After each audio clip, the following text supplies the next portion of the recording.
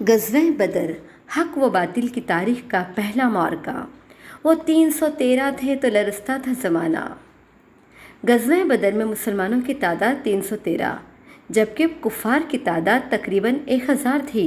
مسلمانوں کے شہداء 14 ہوئے تھے، جن میں 6 مہاجر اور 8 انصاری تھے۔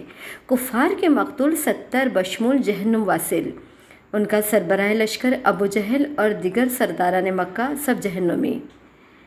ہزاروں آئے تھے بوجھل تیری حکمت پر، نبی کے 313 نے کر دیا خاموش۔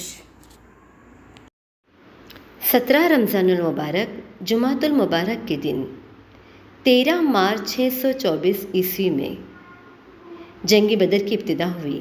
بدر ایک گاؤں کا نام ہے جہاں ہر سال میلہ لگتا تھا۔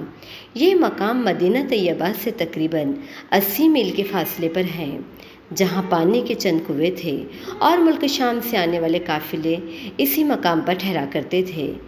حضور سید عالم اور صحابہ کرام نے جب ہجرت مدینہ فرمائی تو قریش نے ہجرت کے ساتھ ہی مدینہ طیبہ پر حملے کی تیاریاں شروع کر دی۔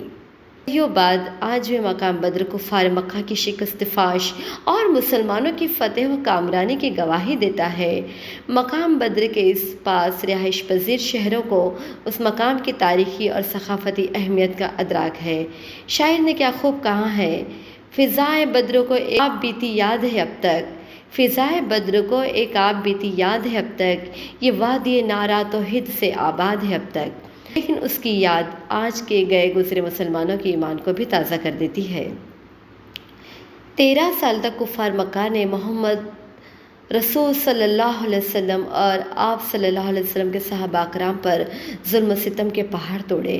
ان کا خیال تھا کہ مٹھی بھر یہ بے سر و سامان بھلا ان کی جنگی طاقت کے سامنے کیسے ٹھہر سکتے، لیکن قدرت کو کچھ اور ہی منظور تھا۔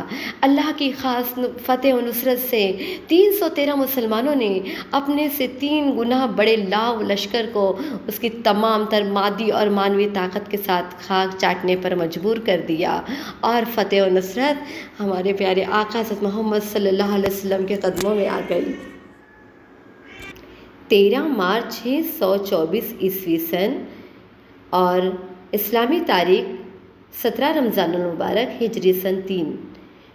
بدر میں تاریخ اسلام کا عظیم الشان یادگار دن ہے، جب اسلام اور کفر کے درمیان پہلی فیصلہ کن جنگ لڑی گئی، جس میں کفار قریش کی طاقت کا گھمنڈ خاک میں ملنے کے ساتھ اللہ کے مٹھی بھر نام لیوا کو وہ ابدی طاقت اور رشک کے زمانہ غلبہ نصیب ہوا، جس پر آج تک مسلمان فخر کا اظہار کرتے ہیں۔